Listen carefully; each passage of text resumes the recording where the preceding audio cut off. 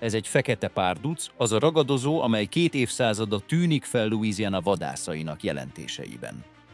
A fekete állat, amelyet texasi autósok láttak az autópályán átkelni hajnalban. A ragadozó, amelyet az elmúlt években Kansasban, Virginiában, Brit Kolumbiában, Argentínában, sőt Brazília belsejében is bejelentettek. Olyan helyeken, ahol semmiféle nagy, ilyen színű macskafélének nem lenne szabad élnie.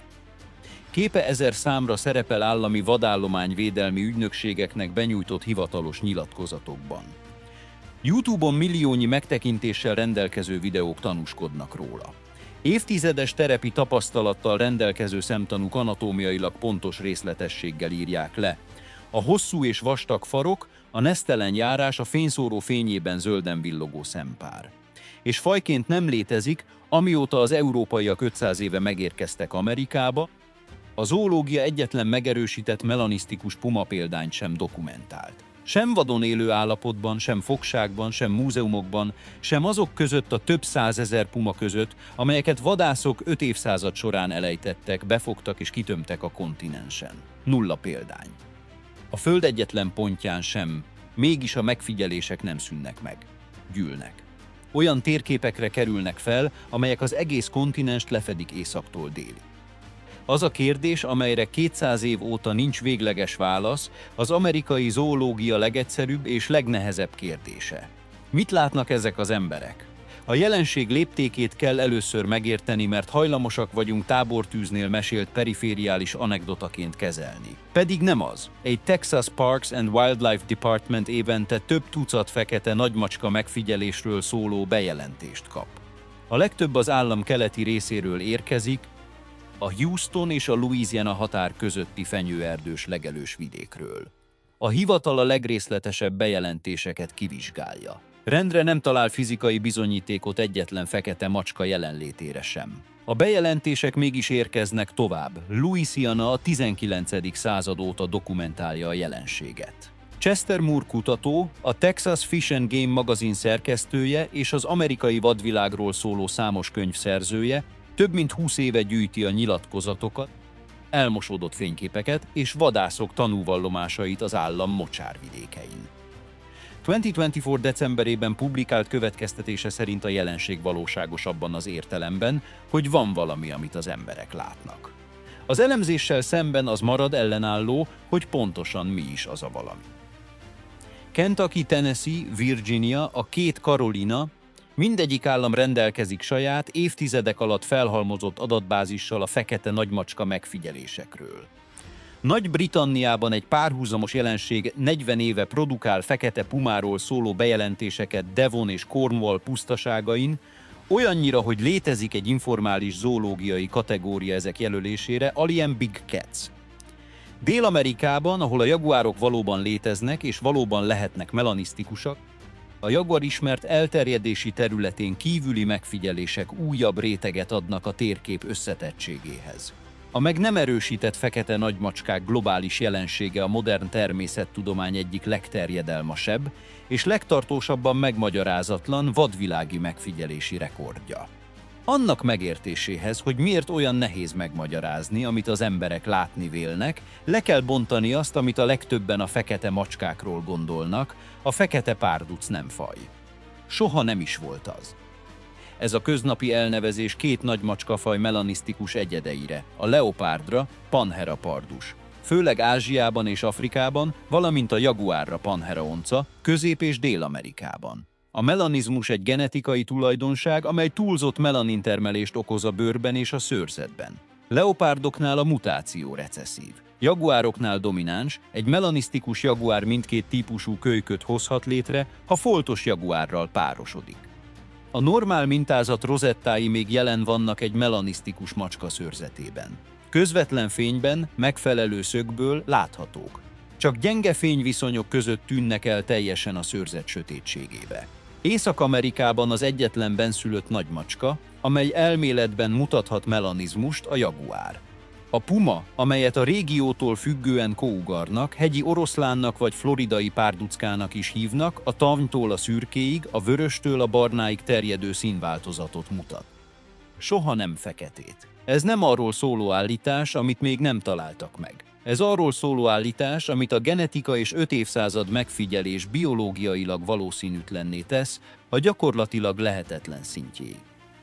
A világ állatkertjeiben és menhelyein fogságban tartott pumák populációja az elmúlt évtizedekben több száz egyedet számlál. Ha a melanizmus lehetséges lenne a fajban, fogságban megjelent volna. Nem jelent meg. Az amerikai vadon élő állatokkal dolgozó taxidermisták egy évszázad alatt több ezer pumát dolgoztak fel. Egyetlen feketét sem találtak. Az észak-amerikai nagymacskák bőrgyűjteményét őrző természettudományi múzeumokban nincs fekete puma bőre, a melanizmus a pumában nem ritka. Hiányzik. Mégis a legrészletesebb megfigyelési beszámolókban, amelyek terepi biológusoktól, parkőröktől és évtizedes tapasztalattal rendelkező vadászoktól származnak, a tanúk ragaszkodnak ahhoz, hogy amit láttak, nagy volt, fekete volt és hosszú farka volt. Ez a három jellemző együttesen a leggyakoribb félreazonosítási magyarázatok többségét kizárja. Az amerikai fekete medvének nagyon rövid a farka, és mozgásmódja félreismerhetetlen a terepi tapasztalattal rendelkezők számára. Egy nagy kutya lehet fekete, de egy macska farka és testalkata funkcionálisan különbözik egy mozgó kutyáétól, különösen annak számára, aki mindkét fajt látta már. Egy mosómedve vagy egy borz túl kicsi lenne. A jaguarundi, a texasi és mexikói kis őshonos macska, fekete vagy sötétbarna, hosszú farokkal, de teste 50-70 cm hosszú és 3-9 kg-ot nyom. Töredéke annak, amit a tanúk leírnak. Tehát van valami Észak-Amerikában, ami fekete, hosszú és hosszú farkú lehet, a melanisztikus vadmacska. A melanisztikus bobcatok rendkívül ritkák. 2016 végén egy új-brunswicki kanadai csapdász egyet fogott hurokcsapdában. Ez volt a 12. dokumentált Észak-Amerika egész történetében, 12 példány. Floridában, ahol a korábbi esetek többsége regisztrálva volt, a biológusok a viszonylag nagyobb gyakoriságot a régió elszigetelt bobcat populációjában lezajlott alapítói hatásnak tulajdonítják. A melanisztikus bobcat létezik. Egy felnőtt bobcat azonban 7-14 kg-ot nyom. Nem ez az, amit a texasi és louisianai tanúk írnak le, amikor egy macskáról beszélnek, amely átkel az úton a járművük előtt, és amelyet egyértelműen látnak 20 méterről. Van egy magyarázat, amelyet a jelenség legtöbb elemzése röviden megemlít, majd valószínűtlenként elveti. A 2022 előtti időszak adatai arra utalnak, hogy nem kellene ilyen gyorsan elvetni. 2022 decembere előtt, amikor Biden elnök aláírta a Big Cat Public Safety Act-et, nagymacska közbiztonsági törvényt. A nagymacskák magánkézben tartása az Egyesült Államokban nem volt egységesen szabályozva szövetségi szinten. Minden államnak megvoltak a maga szabályai. Texas különösen minimális szabályozással rendelkezett. Abban az államban, ahol a legtöbb fekete párduc megfigyelés összpontosul, az új törvény előtti legtöbbet idézett becslés szerint 2000 és 5000 közé tehető a magánkézben lévő nagymacskák száma, több, mint a világ bármely természetvédelmi területén. Országos szinten egyes természetvédelmi szervezetek 10 000-20 000 tigrist, oroszlánt, leopárdot és jaguárt becsültek magánkézben. Több tigris volt texasi félpincékben és farmokon, mint egész Ázsia vadonában. Ezek között az állatok között voltak melanisztikus leopárdok. Fogságban nevelt fekete leopárdok az egzotikus háziállatpiac számára, amelyek felnőtt korban 40-90 kg-ot is nyomhattak. Egy kelet-texasi magánbirtokról megszökött vagy szabadon engedett melanisztikus leopárd, amely éjjel mozog, mellékutakon kel át, amelyet egy 50 km/s sebességgel hajtóvezető 3 másodpercig lát a fényszórók fényénél, pontosan azt a leírást produkálná, amelyet a Texas Parks and Wildlife Department évről évre gyűjt. Nagy macska, fekete, hosszú farok, csillogó szemek, nyomát pedig szinte lehetetlen lenne követni. Chip nélkül, jelölés nélkül, nyilvántartás nélkül. Egy állat, amelynek a tartását senki nem ismeri be, mert a tartás már illegális vagy féltitkos volt. Egy állat, amely éjjelente 30 kilométert tehet meg, és hajnal előtt eltűnhet egy fenyőerdős területen. A Big Cat Public Safety Act most megtiltja a nagymacskák tartását, kereskedelmét és tenyésztését az egész szövetségi területen. A törvény előtti létesítményekben meglévő állatokat nyilvántartásba veszik és leltározzák. de azok, amelyek a törvény előtt megszöktek, amelyeket akkor engedtek szabadon, amikor gazdáik már nem tudták tartani őket, semmilyen nyilvántartásban nem szerepelnek. De a megszökött leopárdok magyarázatának egyértelmű földrajzi határa van. Magyarázatot a texasi, louisianai, mississippi és floridai megfigyelésekre. A brit-kolumbiai, a kanadai belső területek vagy a virginiai hegyi megfigyeléseket kevésbé magyarázza meg. És nem magyarázza azt sem, miért tart a jelenség 2 évszázada, jóval azelőtt, hogy az egzotikus háziállatpiac létezett volna az Egyesült Államokban, a probléma mélyebb rétegének megértéséhez a jaguárhoz kell fordulni. A jaguárt szisztematikusan kiirtották az Egyesült Államok délnyugatáról a 19. és a 20. század elején. Arizona, Új-Mexikó, Texas, Kalifornia, Colorado, mindegyik az elterjedési területéhez tartozott történelmileg. Az Egyesült Államokban utoljára az 50-es és 60-as években volt állandó populáció. Azóta az országban dokumentált jaguárok fiatal hímek voltak, amelyek valószínűleg territóriumot keresve Mexikóból lépték át a határt.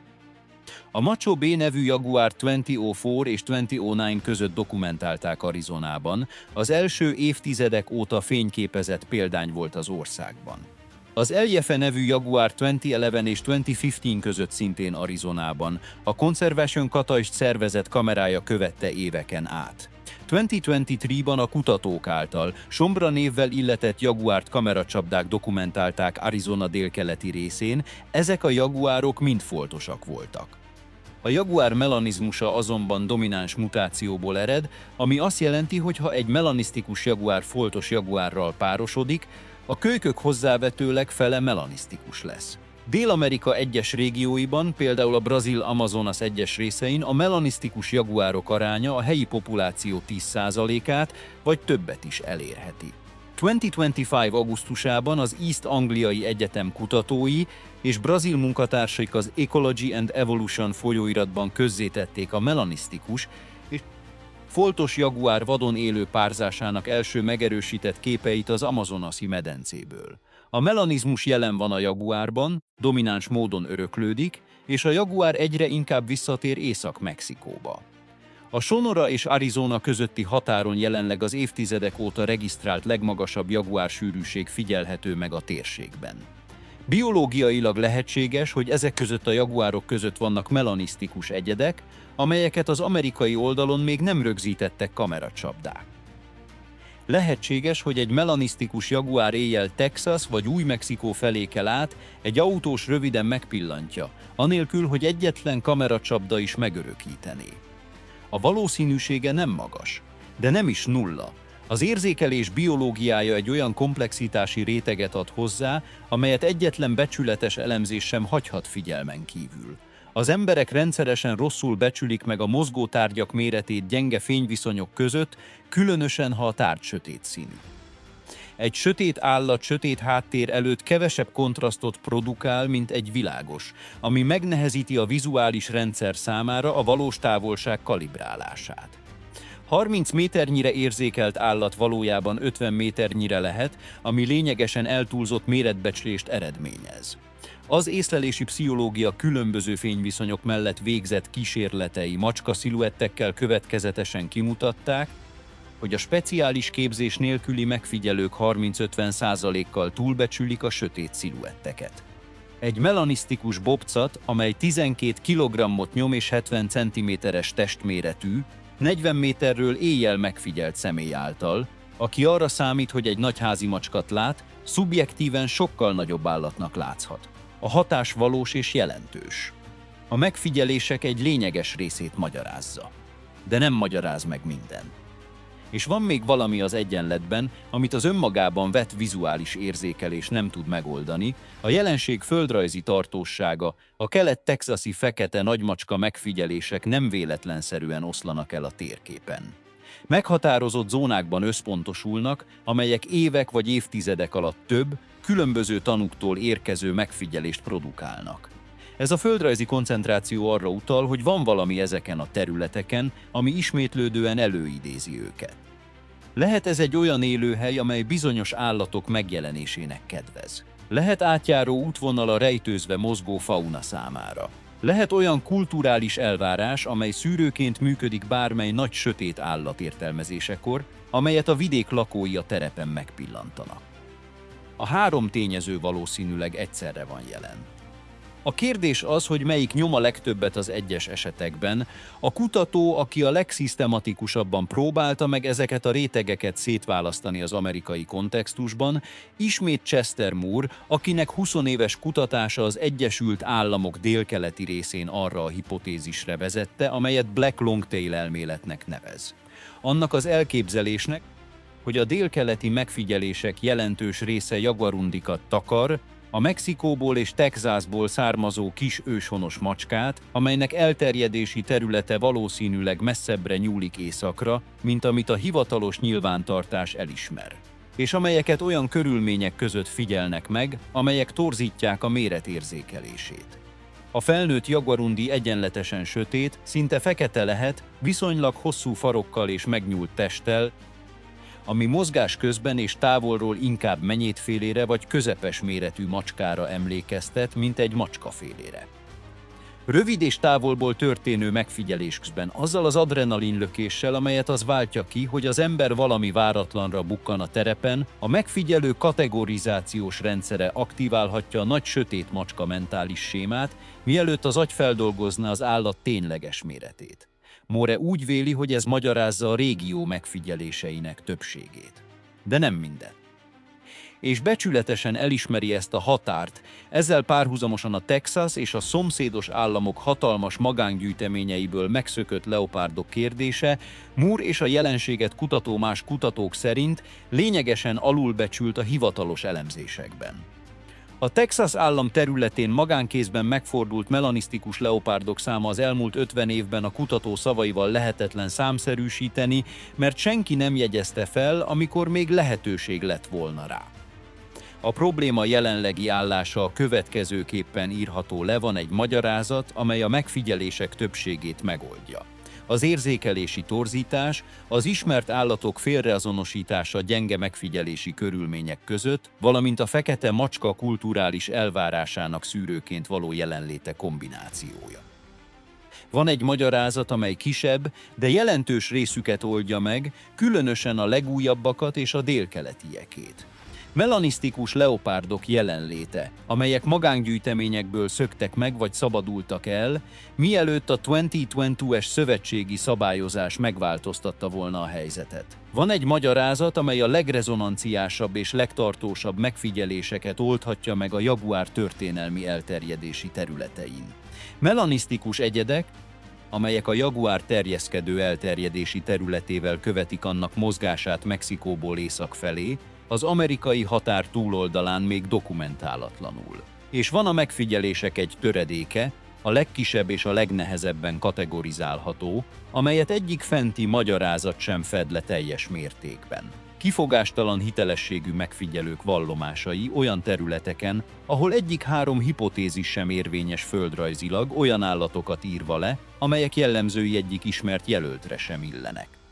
A 2022-es Big Cat Public Safety Act fokozatosan megváltoztatja az egyenletet. Ahogy a magánkézben lévő nagymacskák nyilvántartásba vétele és leltározása befejeződik és a gyűjtemények csökkennek. A potenciálisan nyilvántartásba nem vett melanisztikus leopárdok forrása el fog apadni. 10-20 év múlva, ha a megfigyelések ugyanolyan ütemben folytatódnak ugyanazokon a területeken, ez a magyarázat el lesz vetve. A probléma pedig a legnehezebb rétegeire fog szűkülni.